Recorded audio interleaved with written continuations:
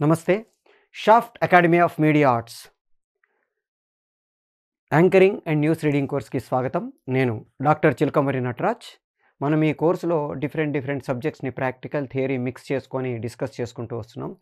ఒక్కొక్క మాడ్యూల్ ఒక్కొక్క సబ్జెక్ట్ని ఎలాబొరేటెడ్గా డిస్కస్ చేసుకుంటున్నాం.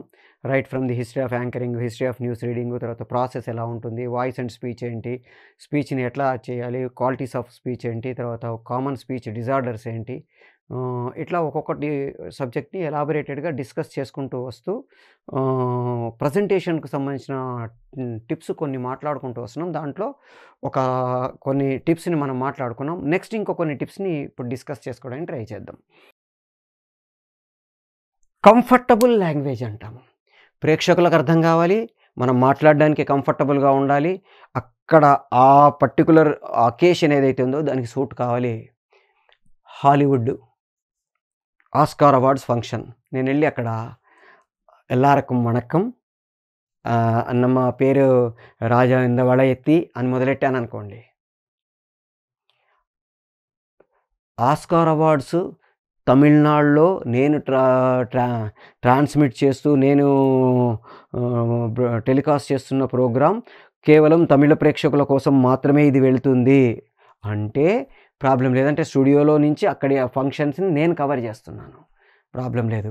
అందరికీ నమస్కారం. ఇప్పుడు ఇంకా కొద్దిసేపట్లో హాలీవుడ్ సంబరం స్టార్ట్ కాబోతుంది, మనందరం దాన్ని చూద్దాం అన్నామనుకోండి, మన స్టూడియోలో మనం ఉన్నాం. అంతేగాని హాలీవుడ్ స్క్రీన్ అక్కడ స్టేజ్ మీదకి వెళ్ళి అక్కడ అందరికీ నమస్కారం, నా పేరు రాజమౌళి, నా పేరు వెంకటేశ్వరరావు, నా పేరు సుబ్బారావు, నా పేరు తారక అని నేను తెలుగులో చెప్తే అక్కడ కూర్చున్న ఆడియన్స్లో ఎంతమందికి అర్థమవుతుంది? ప్రపంచవ్యాప్తంగా దాన్ని లైవ్ చూస్తున్న వాళ్ళలో ఎంతమందికి అర్థమవుతుంది? సో అందరికీ అర్థమయ్యే కామన్, మనం ఎవరైతే ప్రేక్షకులకు చూపిస్తున్నామో వాళ్ళకి అర్థమయ్యే కామన్, వాళ్ళకి మనకి కంఫర్టబుల్గా అర్థం చేసుకోవడానికి వీలైన ఒక ట్రాన్స్లేటింగ్ లాంగ్వేజ్ని మనం వాడుకోవాలి. అప్పుడు దాని తాలూకు ఇంపాక్ట్ ప్రేక్షకుల్లో ఉంటుంది. ఇప్పుడు ఉదాహరణకి కొన్నిసార్లు అక్కడ ఆ ప్లేస్లో నా తాలూకు ఇంపాక్ట్ ఏంటి అని ప్రజెంట్ చేసుకోవడం కోసం చేస్తాను. ఉదాహరణకి ఐక్యరాజ్య సమితి జనరల్ కౌన్సిల్ సమావేశంలో అటల్ బిహారీ వాజ్పేయి గారు హిందీలో మాట్లాడారు. ఫస్ట్ ఒక 1 మినిట్ అందరూ అరిచారు. జర్మనీ వాడు జర్మన్లో మాట్లాడచ్చు, కొరియన్ వాడు కొరియాలో మాట్లాడచ్చు, తర్వాత హంగేరీ వాడు హంగేరియన్లో మాట్లాడచ్చు, ఇంగ్లీష్ వాళ్ళు ఇంగ్లీష్లో మాట్లాడచ్చు, ఫ్రెంచ్ వాళ్ళు ఫ్రాన్స్ వాడు ఫ్రెంచ్లో మాట్లాడచ్చు. కానీ భారతీయుడు హిందీలో మాట్లాడకూడదా? ఫ్రెంచ్ అందరికీ అర్థమవుతుందా? జర్మన్ అందరికీ అర్థమవుతుందా? ఆయన మొదలెట్టిన 1 మినిట్ తర్వాత చెప్పారు, ఐఎమ్ హ్యావింగ్ మై రైట్, నేను హిందీలో మాట్లాడతాను అని వాళ్ళందరికీ ఏదైతే ఆయన మాట్లాడుతున్నారో స్పీచ్ తాలూకు పేపర్స్ ఇంగ్లీష్లో ట్రాన్స్లేటెడ్ పేపర్స్ అందరికీ అందజేసి ఒకసారి వాళ్ళని చూసుకోమని ఆయన మాట్లాడారు. మొత్తం ప్రపంచం అంత ఫస్ట్ హిందీలో మాట్లాడిన ప్రైమ్ మినిస్టర్ భారతదేశానికి సంబంధించింది అటల్ బిహారీ వాజ్పేయి గారు. ఆ తర్వాత మోడీ గారు కానీ ఇంకొకళ్ళు కానీ తర్వాత వెళ్ళిన వాళ్ళలో చాలామంది హిందీలో మాట్లాడడానికి ప్రయత్నం కూడా చేశారు. కొంతమంది మాట్లాడారు, కొంతమంది మాట్లాడలా. అంటే అక్కడ మనము ఏ లాంగ్వేజ్లో మాట్లాడితే అందరికీ అర్థమవుతుందే కాకుండా మన ప్రెస్టేజ్, మన లెవెల్ దిగజార్చుకోకుండా మనల్ని మనం ఎస్టాబ్లిష్ చేసుకోవడానికి అవకాశం ఉంటుంది. ఇవి కూడా చూసుకొని మనం యాంకరింగ్ కానీ న్యూస్ రీడింగ్ కానీ చేసేటప్పుడు ఆ లాంగ్వేజ్ని సెలెక్ట్ చేసుకుంటాము. ఒక చిరంజీవి గారి ఇప్పుడు ఇంతకుముందు మాట్లాడుకున్నట్టు ఒక తెలుగు అవార్డు ఫంక్షన్ అనుకోండి, అక్కడికి వెళ్ళి welcome to everybody, I'm inviting mister షోకోమాషియాసి అంటున్నాను అనుకోండి, ఆ ప్రేక్షకులందరికీ బోర్ కొడుతుంది. అందరికీ నమస్కారం, తెల్లవారుజామునే హ్యాపీగా అందరం కలిసి ఇక్కడ మనం ఒక చిరంజీవి గారి మార్గదర్శకత్వంలో ఈ అవార్డు ఫంక్షన్ అటెండ్ అవ్వడానికి వచ్చాం అని మొదలెట్టాను అనుకోండి, అందరూ హ్యాపీగా అర్థం చేసుకుంటారు. మరి స్టేజ్ మీదకి మణిరత్నం గారిని పిలవాలి. ఇప్పుడు మణిరత్నం గారికి తెలుగు రాదనుకుందాం, మరి అప్పుడు ఏం చేయాలి? అప్పుడు I'm inviting Maniratnam sir on to the dais, please welcome sir ఇంగ్ వైఏ సార్ అని ఆయనతో అని మనం ఏమంటున్నామో తెలుగులో చెప్పేది ఆయనకి అర్థమయ్యేటట్టుగా ఇంగ్లీష్‌లోనో, తమిళ్‌లోనో ట్రాన్స్‌లేట్ చేసి ఆయన జోక్‌ని ఎంజాయ్ ఇప్పుడు ఒక జోక్ చెప్పాను. 'మణిరత్నం' గారి సినిమాలో నుంచి ఒక జోక్ చెప్పాను. అది ఆయనకు అర్థం కాలేదనుకోండి, ఎన్నా సొల్రా అంటాడు. ఎన్నా సొల్రా ఏం లేదండి. ఇగో ఇది అని ఆయన భాషలో తమిళ్‌లో వీలైతే తమిళ్‌లో లేకపోతే ఆహ్, ఇంగ్లీష్‌లో వీలైతే ఇంగ్లీష్‌లో ఆయనకి ట్రాన్స్‌లేట్ చెప్పి కంటిన్యూ చేస్తాము. So, comfortable language for everybody and somebody special తీసుకొని మనం ప్రోగ్రామ్‌ని చేసుకుంటూ వెళ్తే అందరూ హ్యాపీగా మనతో పాటు ట్రావెల్ చేస్తారు.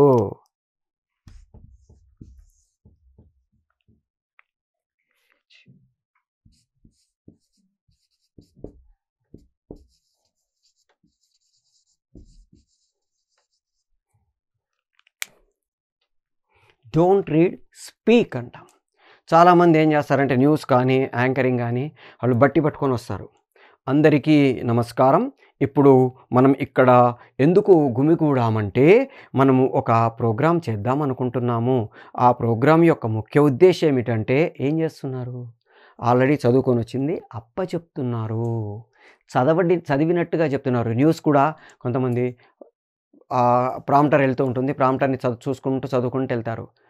ముఖ్యమంత్రి ఈరోజు ఉదయం ఢిల్లీ బయలుదేరారు. ఆయన అక్కడ హ్మ్, సాయంత్రం 9 గంటల వరకు ఉంటారు. ఇలా చదువుతారు. మాట్లాడినట్టుగా ఉండాలి. అందరికీ నమస్కారం. ఈరోజు వార్తల్లోని ముఖ్యాంశాలు. ఇది మాట్లాడాం. అందరికీ నమస్కారం. ఈరోజు వార్తలలోని ముఖ్యాంశాలు. ఇది చదివాం. మాట్లాడాలి. ఆ న్యూసు హెడ్‌లైన్స్ కావచ్చు, లేకపోతే ఎలాబొరేటెడ్ న్యూస్ కావచ్చు, లేకపోతే దాంట్లో మధ్యలో వచ్చే వాయిస్ ఓవర్ మనం ఇచ్చింది కావచ్చు. ఏదైనా సరే మాట్లాడినట్టుగా ప్రేక్షకులతో డైరెక్ట్‌గా మనం ఇంటరాక్ట్ అయ్యి వాళ్లకు మాట్లాడుతున్నట్టుగా ఉండాలి తప్ప చదువుతున్నట్టుగా ఉండకూడదు. Same with anchoring. వినీల గగనపు వీధులలోన విశ్వవ్యాప్తమై వచ్చిన ఆ తరంగాల నుండి ఇలాంటి పదాలు వాడతారు కొంతమంది రాసేటప్పుడు. ఆ పదాల్ని కూడా నేనిప్పుడు చెప్తున్నట్టుగా ఉండాలి తప్ప వినీల గగనపు వేదిక పైన అన్నట్టుగా ఉండకూడదు. మనం పర్ఫెక్ట్‌గా ఫ్లోలో అప్పటికప్పుడు ఊహించుకొని, ఆలోచించుకొని మనం మాట్లాడుకుంటూ వెళ్తున్నట్టుగా ప్రేక్షకుడికి కనిపించాలి తప్ప, మనం ప్రిపేర్ అయిపోయి జనరల్‌గా 99.9% ప్రోగ్రామ్సు స్క్రిప్టెడే. 90% ప్రోగ్రామ్స్ స్క్రిప్టెడే ఉంటాయి. ఒక 10% మాత్రమే లైవ్ ఇంటరాక్షను, లైవ్‌లో మనల్ని అప్పటికప్పుడు స్పాంటేనియస్‌గా చెప్పేవి ఉంటాయి.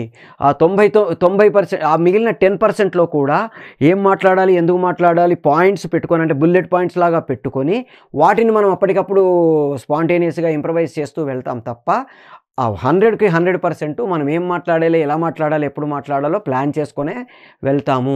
At the same time plan చేసుకొని వెళ్ళింది మనం ఇప్పుడు మేము ప్లాన్ చేసుకొని వచ్చింది ఏంటంటే, 1వ అంశము, 2వ అంశము, 3వ అంశము అన్నట్టుగా అనిపించకూడదు. ఒక పని చేద్దాం, మనం ఫస్ట్ దీని గురించి డిస్కస్ చేసుకుందాం. ఆ తర్వాత దీని గురించి డిస్కస్ చేసుకుందాం. మూడో పాయింట్‌లో దీని గురించి ఎలాబొరేటెడ్‌గా మాట్లాడుకుందాం. ఇలా ప్లాన్ చేసుకొని వెళ్ళినా అది వాళ్ళతో అప్పటికప్పుడు మనం ఎస్టాబ్లిష్ చేస్తూ, అప్పటికప్పుడు వాళ్ళని మనము ఎడ్యుకేట్ చేస్తూ అప్పటికప్పుడు వాళ్ళకి ఇన్ఫర్మేషన్ ఇస్తున్నట్టుగా ఉంటే ప్రేక్షకుడు లైవ్లీ ఫీల్ అవుతాడు. లేకపోతే మేము గూగుల్‌లో చదువుకుంటాం కదా అన్నట్టు ఉంటుంది. ఇప్పుడు మీకు ఏఐతో వచ్చే వీళ్ళు ఉంటారు. ఎవరు? News readers. ఆర్టిఫిషియల్ ఇంటెలిజెన్స్‌తో న్యూస్ రీడర్స్‌ని, ఆర్టిఫిషియల్ ఇంటెలిజెన్స్‌తో యాంకర్స్‌ని కూడా క్రియేట్ చేస్తున్నారు. న్యాచురల్‌గా ఉండవు. Artificial is always artificial. అది చదువుకుంటూ పోతూ ఉంటుంది. వార్తలలోని ముఖ్యాంశాలు. ఈరోజు ఉదయం ముఖ్యమంత్రి రేవంత్ రెడ్డి గారు బయలుదేరి ఢిల్లీ వెళ్లారు. ఆయన 9:30కి అక్కడ దిగుతారు. ఇలాగే ఉంటుంది. Artificial is always artificial. అలా ఉంచకుండా లైవ్‌గా ఉండాలంటే మనము మాట్లాడాలి. చదివినట్టుగా ఉండకూడదు. Don't read, speak. మాట్లాడుతూ ఉండాలి. అది మనం అలవాటు చేసుకోవాలి.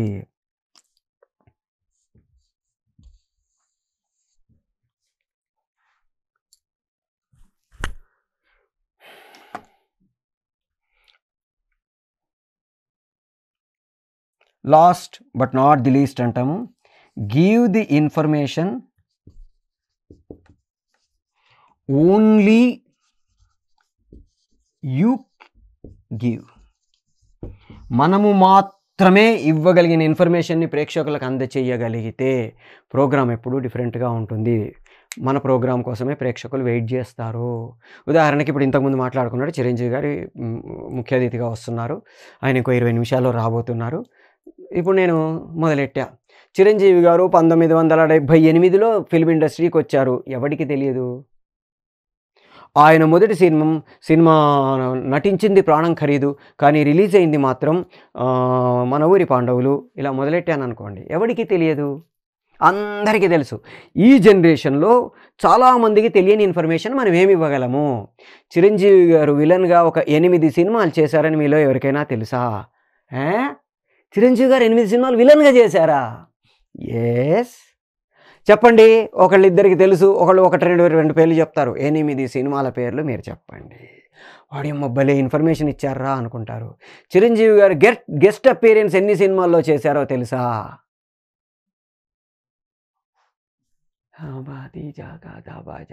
గెస్ట్ అపీరెన్సా? నాకు తెలిసి అని వాళ్ళు ఎతకడం మొదలెడతారు. ఒక 4 సినిమాల్లో చిరంజీవి గారు గెస్ట్ అపీరెన్స్ ఇచ్చారు. 4 సినిమాలు ఏమేంటి? మగధీరాలు తెలుసు, ఇంకా వెతుక్కుంటారు. ఫలానా సినిమాలు చేశారు, ఎస్. ఒకటి వదిలేయండి, చెప్పకండి, లాస్ట్లో చెప్తానని వదిలేయండి. వాళ్ళందరూ ప్రోగ్రామ్ అయ్యేదాకా మనతో పాటు వెయిట్ చేస్తారు. సో మనం మాత్రమే ఇవ్వగలిగిన ఇన్ఫర్మేషన్ ఏముంది? చిరంజీవి గారి భార్య పేరు తెలుసా? అందరికీ తెలుసు, అది అక్కర్లా. చిరంజీవి గారు సినిమాల్లోకి రాకముందు వేసిన నాటకం పేరు మీకు ఎవరికైనా తెలుసా? నాటకాలు వేశారా చిరంజీవి గారు? ఎక్కడా? చిరంజీవి గారు సినిమా ఇండస్ట్రీకి వచ్చిన తర్వాత వేసిన నాటకం మీకు తెలుసా? చిరంజీవి గారు ఈ సినిమా ఇండస్ట్రీకి వచ్చిన తర్వాత నాటకం వేశారా? ఎక్కడ? ఎప్పుడో 84లో 85లోనో దుబాయ్లో ఒక ప్రోగ్రామ్ జరిగినప్పుడు ఒక చిన్న స్కిట్ లాగా చేశారు. దాని ఇన్ఫర్మేషన్ ఇస్తాము. ఆయన మొట్టమొదటి షూటింగ్ విదేశాల్లో చేసిన షూటింగ్ గురించి మీకు తెలుసా? చెప్పానని రూలా ఇవన్నీ అంటే కాదు. కానీ మన ప్రోగ్రామ్ కంప్లీట్ చేసుకొని వాడు బయటికి వెళ్ళేటప్పుడు బాబా ఏమి ఇన్ఫర్మేషన్ రా, ఇంకెక్కడ దొరకదు, గూగుల్లో కొట్టినా దొరకదు ఇది మీకు అనే ఫీలింగ్ని వాళ్ళకి క్రియేట్ చేస్తే వాళ్ళు ఎంజాయ్ చేసుకుంటూ వెళ్తారు. ఇంకోసారి ఫలానా నటరాజు యాంకరింగ్ చేస్తున్నాడట్రా, భలే ఇన్ఫర్మేషన్ ఇస్తాడరా అని వెళ్ళాలి. మనం ఆల్రెడీ విల్స్టన్ చర్చిల్ గారి గురించి మాట్లాడుకున్నాం.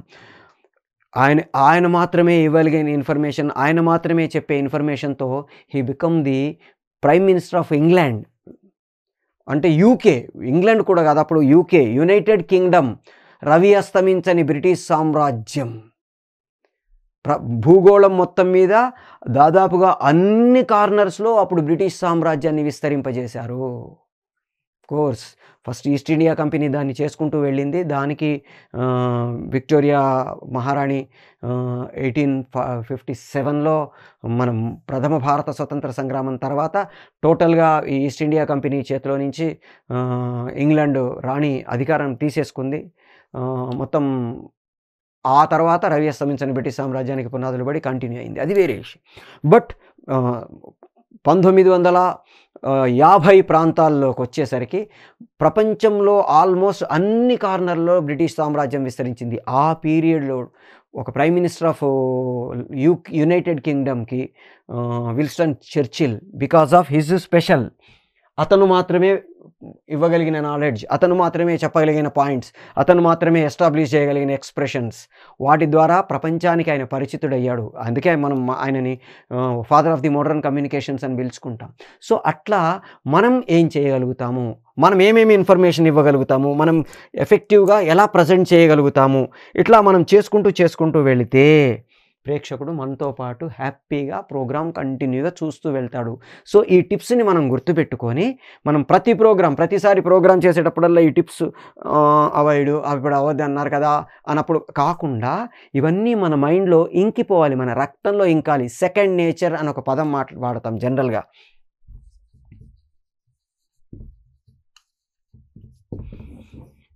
ఈ సెకండ్ నేచర్ అంటే సబ్కాన్షియస్ మైండ్తో చేసే పనులని మనం సెకండ్ నేచర్ వర్క్స్ అంటాము.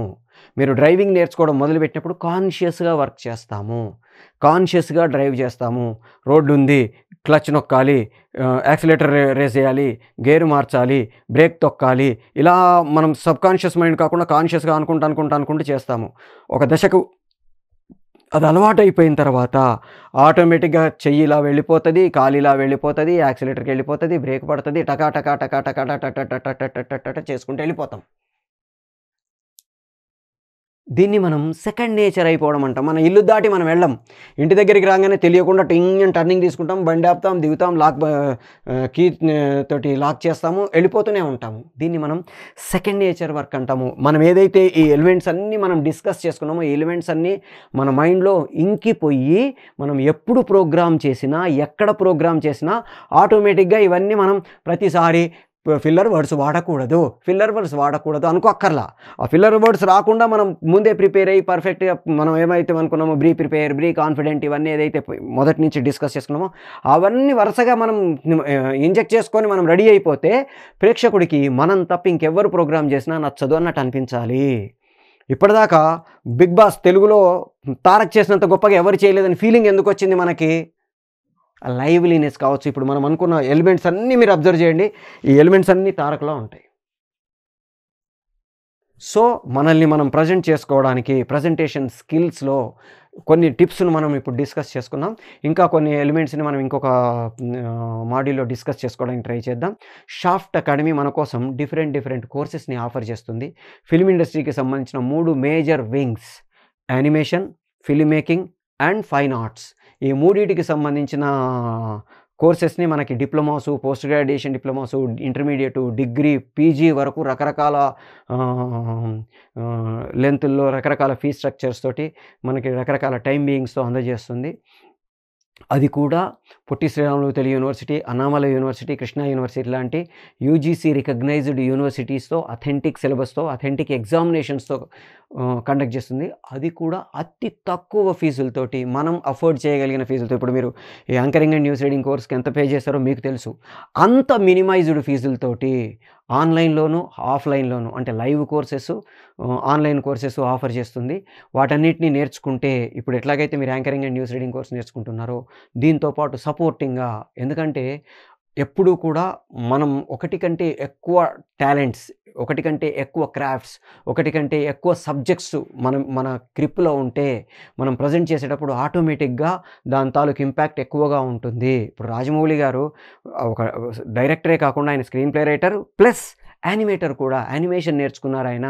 యానిమేషన్ నేర్చుకోవడం వల్ల ఆయన సినిమాలలో మనం విజువల్ ఎఫెక్ట్స్‌ని చూస్తే ఆ విజువల్ వండర్ ట్రీట్ మనకు కనబడుతూ ఉంటుంది. అట్లాగే మీరు మోర్ దెన్ 1 కోర్సెస్ నేర్చుకుంటే మీకు ఇక్కడ దీనికి ఉపయోగపడే సూటబుల్ కోర్సెస్, కొన్ని సపోర్టింగ్ కోర్సెస్, కొన్ని క్వైట్ ఆపోజిట్ కోర్సెస్. ఇప్పుడు ఉదాహరణకి మీరు యాంకరింగ్ అండ్ న్యూస్ రీడింగ్ నేర్చుకుంటున్నారు. దీంతో పాటు వాయిస్ కల్చరు, తర్వాత యాక్టింగు ఇలాంటి కోర్సెస్ నేర్చుకోవచ్చు. సపోర్టింగ్ అవి కాకుండా ఎడిటింగు, సినిమాటోగ్రఫీ ఇట్లాంటి కోర్సెస్ కూడా నేర్చుకోవచ్చు. దానివల్ల ఏమవుతుంది మిమ్మల్ని మీరు ప్రజెంట్ చేసుకునే ప్రాసెస్‌లో అడిషనల్ టిప్స్ మీకు తెలుస్తాయి. రేపొద్దున కెమెరా ఎవరైనా అక్కడ పెట్టారనుకోండి, బాబు నాయన ఫోకస్ ప్రాబ్లమ్ వస్తుంది, లేదా ఇక్కడ కెమెరాకి నేను ఇటువైపు అనిపిస్తున్నాను ఒకసారి చెక్ చేసుకో అని మనల్ని మనం వాళ్ళకి ప్రజెంట్ చేసే ప్రాసెస్‌లో కొన్ని టిప్స్ వాళ్ళకి ఇవ్వడానికి అవకాశం ఉంటుంది. ఎట్ ది సేమ్ టైం గుర్తుపెట్టుకోండి, టిప్స్ ఇమ్మన్నారు కదా అని వాళ్ళకి ఇరిటేషన్ వచ్చేటట్టుగా మనం టిప్స్ ఇవ్వకూడదు. వాళ్ళు ఆ క్రాఫ్ట్‌లో వాళ్ళు మాస్టర్స్. వాళ్ళకి సజెషన్స్ ఇచ్చినట్టుగానో, గైడెన్స్ ఇచ్చినట్టుగా కాకుండా ఇలా ఉందేమో చూడండి అన్నట్టుగా మనం టిప్స్ ఇచ్చి మనల్ని మనం ప్రజెంట్ చేసుకుంటే ఎఫెక్టివ్‌గా ప్రజెంట్ చేయడానికి అవకాశం ఉంటుంది. తొందరగా సక్సెస్ అయ్యే అవకాశం ఉంటుంది. కాబట్టి మిగతా కోర్సెస్ కూడా నేర్చుకోవడానికి ట్రై చేయండి. మిమ్మల్ని మీరు ఒక మంచి టాలెంటెడ్ పర్సన్‌గా ఇండస్ట్రీలో ప్రూవ్ చేసుకోవడానికి ట్రై చేయండి. All the best.